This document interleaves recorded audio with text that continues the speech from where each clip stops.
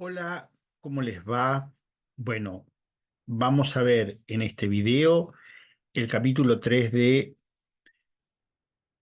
Más escuela, menos aula de Fernández Enguita.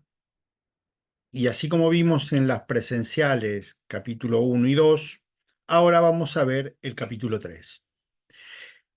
El capítulo 3 es el más interesante porque de alguna manera es el capítulo bisagra sobre el cual Fernández Enguita trabaja sobre la idea de su hipótesis de su libro, que es que lo que la educación digital, la quinta transformación en materia educativa reciente o relativamente reciente transforma no es la institución educativa en sí, sino es el aula tradicional. Por eso, en este capítulo, Fernández Enguita, así como el capítulo 2 había hecho una historia de cómo se transformó la institución educativa, o eso que conocemos institución educativa, fue una construcción en el tiempo lenta, compleja y al abrigo de diversas corrientes.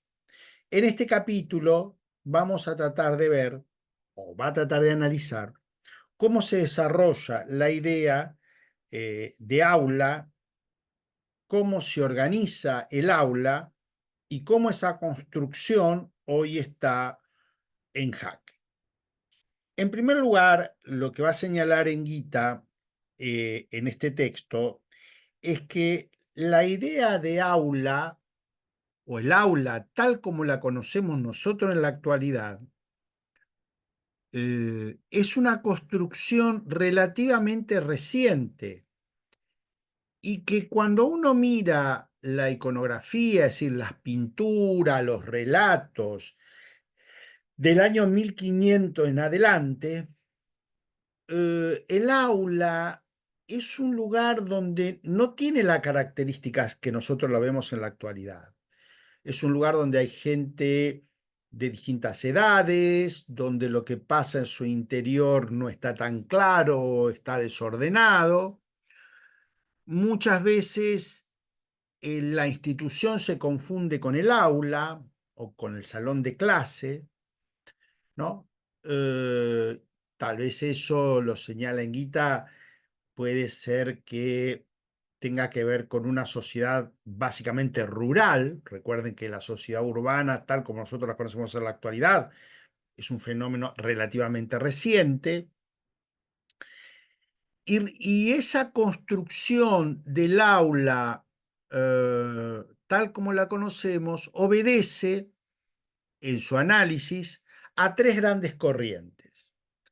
En primer lugar, la corriente vinculada a Comenio, ¿no? Ese monje moravo, protestante, que anda corriendo de un lado al otro, fruto de la guerra de los 30 años, va a desarrollar una idea de cómo enseñarle todo a todos.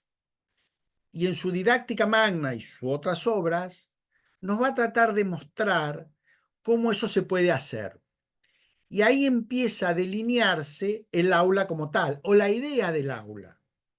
Y en esa metáfora que él usa de la imprenta, donde la imprenta permite replicar en gran cantidad lo mismo, y entonces él asume que el aula podría ser exactamente lo mismo como tecnología que la imprenta, en ese uso metafórico está dándonos una idea de lo que va a ser el aula en esa característica de convertirse en un espacio homogéneo, donde todos se aprenden al mismo ritmo, donde se separan los alumnos por edades. Eso no lo plantea Comenio, lo va a plantear los lasallanos, es decir, el grado, y y la idea de que el docente enseña y hay algo parecido a un libro de texto, ¿no?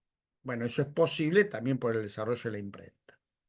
Esa sería la primer corriente que impacta en la construcción del aula.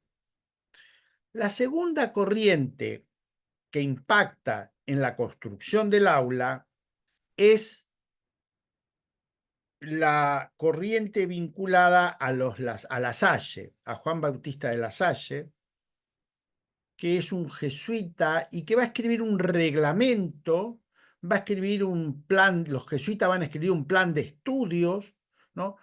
Y van a empezar a pensar esto que es la clase. Recuerden que el concepto de clase viene de Roma, en esa separación de las sociedades en distintos agrupamientos, en ese caso económicos, ¿no? Y que en función de ese agrupamiento le daba distinto tipo de estatus y de situación social.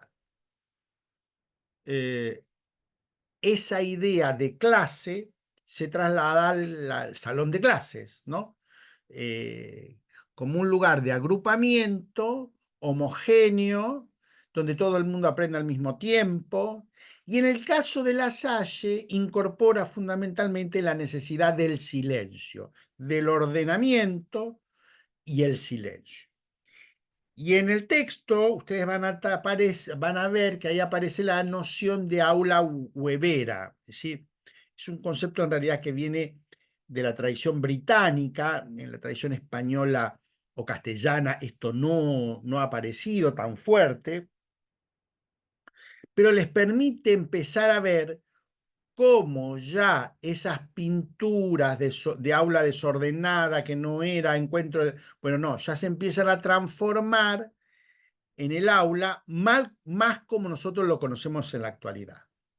Y en tercer lugar, el texto de Enguita señala otra corriente de los hermanos de San José de Calasanz y otras corrientes menores, donde también empiezan a enseñar o desarrollar escuelas, sobre todo para los sectores más pobres, donde copian esta tecnología desarrollada, por un lado por Comenio, pero también por los jesuitas. Y ahí empezamos a ver la noción de aula más acorde a lo que nosotros tenemos, o vimos, o que se ha instalado fuertemente. Una cuestión que a mí me parece que hay que mirar en el capítulo es cómo durante principios del siglo XX, o buena parte del siglo XX, hubo una serie de ideas, ciencia ficción, dibujos, donde intentaban pensar el aula hacia más adelante, ¿no? Y ahí aparecen distintos casos. Lo interesante en esos casos de ciencia ficción o de futuro, ¿no? Es que el aula tradicional, tal como lo conocemos, no se modifica. A lo sumo aparecía alguna idea de cómo transmitir el conocimiento a partir de la electricidad y trituraban el libro. Ustedes van a ver ahí distintos tipos de bosquejos, donde lo que está mostrando lisa y llanamente de que el aula tradicional no desaparece. Ese aula huevera no desaparece, sino que a lo sumo se le incorpora tecnología. Ahora, hay un momento en la década del 60 donde empiezan a aparecer aulas del futuro o la educación en el futuro a partir del desarrollo de las computadoras, de las primeras computadoras, donde ahí sí empieza a aparecer la idea de que no hay un aula, sino que el alumno puede aprender en su casa.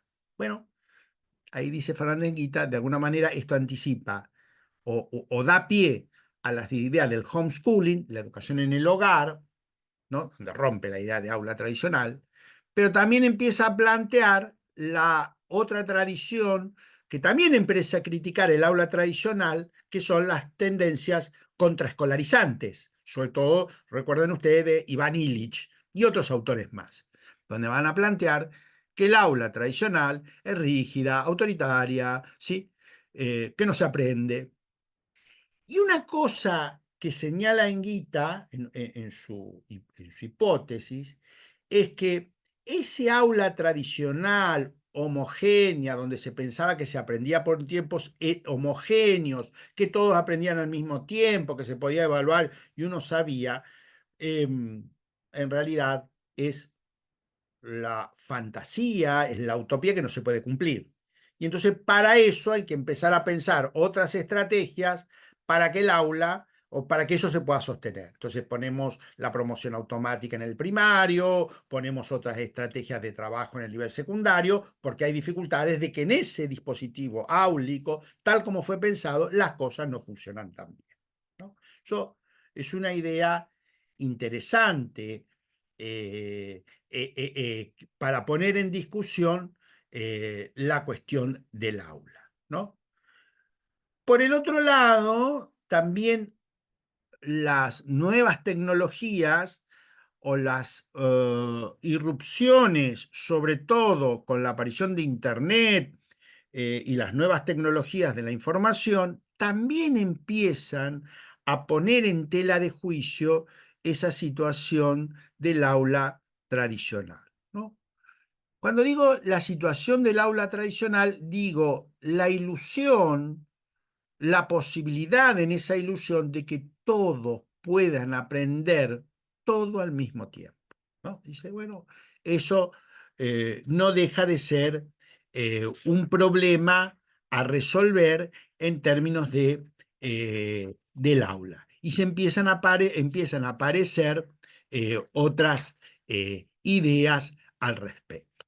Entonces, ignacianos, es decir, jesuitas, moravianos, Comenio, lasallanos, Juan Bautista de La Salle, ¿sí? Son los que van a intentar construir esta idea de aula. Y una cosa que señala fuertemente, van a ver en el texto Fernández Enguita, es que en ese aula tradicional, en esos dibujos del aula tradicional, siempre está el libro, la elección, la clase, el texto impreso, ¿no? Se puede aprender desde ahí. Y por el otro, un maestro que lo tiene, un alumno que lo lee, pero por el otro lado siempre aparece algún instrumento de disciplinamiento, ¿no? Un garrote, un látigo, una palmeta, que es de disciplinamiento y de castigo, ¿no? Incluso en una de las fantasías, utopías que hay del aula del futuro a principios del siglo XX, hay robot, hay transmisión en robot, pero lo que aparece es un robot que también castiga al alumno, ya no castiga al docente, castiga un robot, castiga al alumno en función de la respuesta incorrecta. Digo, fíjese cómo se mantiene esta idea del libro de texto por un lado y del disciplinamiento por el otro en ese aula tradicional. Eso no es un tema menor, bueno, salvo, claro, el caso cuando la estampa o lo que se quería dibujar era algún santo que en realidad, como era santo, ¿no? Y podía transmitir adecuadamente, realmente con una aureola que reflejaba la idea de que está investido por el Espíritu Santo, sobre todo en la religión católica, no tenía elementos de castigo. Bueno, precisamente esa idea de lo que dice Fernández Enguita es que tal vez habría que pensar, y eso es una hipótesis muy fuerte, que esa idea de aula tradicional, homogénea, ¿sí? Tal como fue pensada, sea el problema. Por eso el título del capítulo es el aula estúpido, en el sentido de decir que el problema es el aula, no la institución educativa. Y esa es su gran hipótesis, ¿sí? Y ahí empieza a plantear algunas cuestiones como aún en el aula donde se incorpora tecnología, en no pocas veces, la tecnología está incrustada, pero el funcionamiento, la idea del aula tradicional donde todos aprenden al mismo tiempo, todos desarrollan la misma actividad y la ilusión de que todos aprendan, digo, se mantiene. Esa es su idea más disruptiva, que obviamente va a empezar a trabajar fuertemente o más fuertemente en los siguientes capítulos en función de cómo las nuevas tecnologías de la información agudizan este conflicto, pero también no habría que olvidar que ese conflicto se agudiza porque empezamos a sospechar, o desde diversas perspectivas se empieza a sospechar, que ese aula tradicional, homogénea, donde todos aprenden al mismo tiempo, no es posible. Bueno, ese es el capítulo 3, esas son las principales ideas para ver en el capítulo 3, y eso es lo que tendrían que mirar. Hay un aspecto que no aparece en el capítulo 3, que sí es interesante ver, que yo lo he señalado algunas veces, que es, por ejemplo, el análisis del aula como elemento de disciplinamiento a partir del reglamento de Juan Bautista de la Salle que hace Michel Foucault en su texto Vigilar y Castigar, que es un texto muy interesante para leer. Pero va atado, si quieren lo pueden leer, es interesante, a que ese aula es un lugar de disciplinamiento, donde es posible disciplinar el cuerpo por un lado, pero por el otro lado me permite avanzar, armar, argumentar, estar dentro de una relación de poder donde puedo hablar. En ese caso, la relación de poder no es una relación que me obtura, no me permite pensar, no, es algo mucho más complejo. Pero ahí estamos dentro de la construcción Foucaultiana. Así que yo espero que el capítulo 3 lo puedan entender, puedan avanzar en su lectura y sigamos en este trabajo de leer el texto o los dos textos que tienen para hacer su trabajo, que ya tienen las consignas que ya le he enviado, de Fernández Enguita. Les deseo mucha suerte y nos estamos viendo. Gracias.